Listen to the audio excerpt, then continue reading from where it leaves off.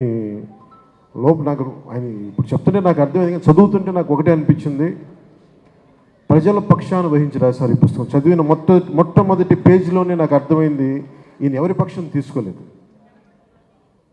ఒక సాక్షిభూతంగా జరిగిన సందర్భాన్ని జరిగినట్టు ఎలాంటి భావోద్వేగాలకి లోను కాకుండా, ఎలాంటి పక్షపాతాలకి లోను కాకుండా, ఒక నిజమైన జర్నలిస్ట్ రిపోర్ట్ చేస్తే ఎలా ఉంటుందో ఈ విధ్వంసం పుస్తకం ఆలపాటి సురేష్ కుమార్ గారు అంత గొప్పగా రాశారు.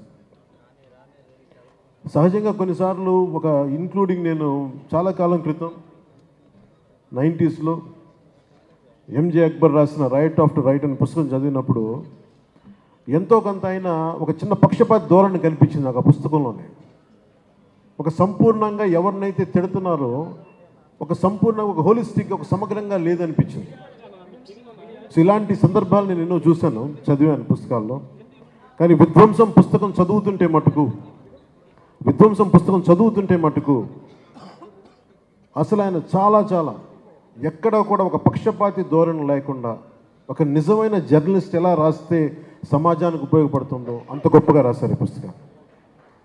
ఈరోజు ప్రత్యేకించి పార్టీ కార్యక్రమాలు ఉన్నా,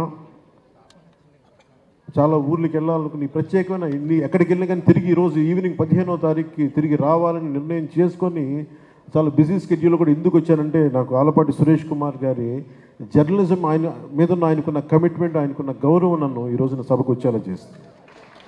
ఈ విధ్వంసం పుస్తకం ఇందులో చాలా భాగం ఏదో నేను ఒక అతిథిగా రాలేదు.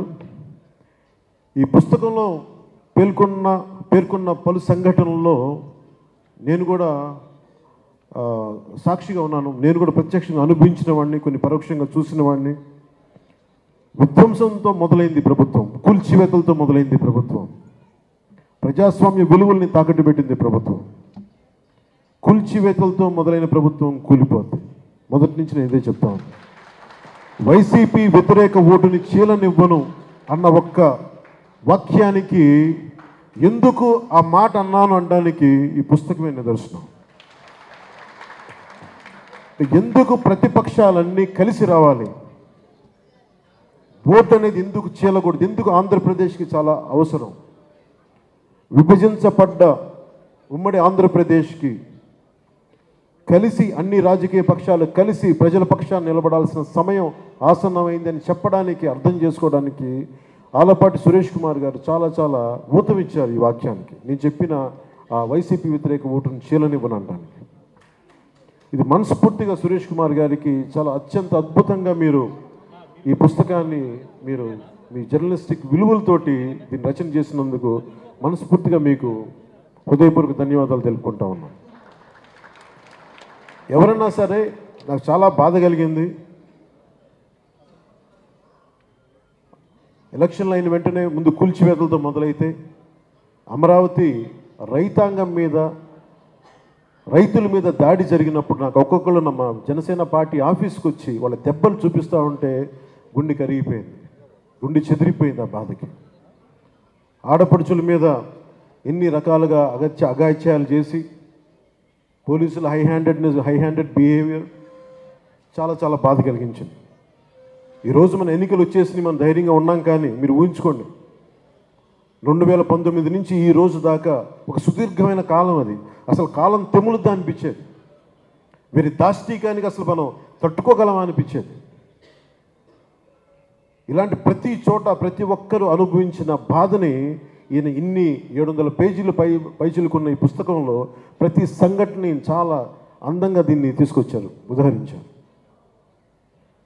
ఈ పుస్తకం భారతదేశానికే, ముఖ్యంగా ప్రతి పాలకులకు కూడా ఒక హెచ్చరిక లాంటిది.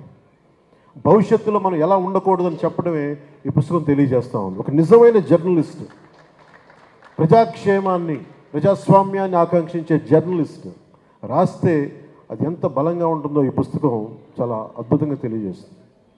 ఇలాంటి పుస్తకం ఆలపాటి సురేష్ కుమార్ గారికి కూడా ఇది భవిష్యత్తులో దీన్ని ఒక టచ్ స్టోన్, ఒక గీట్రాయిలా తీసుకుంటారు. ప్రతి జనసేన అయితే ఖచ్చితంగా తీసుకుంటుంది. జనసేన తరఫున మాటిస్తూ ఉన్నాను.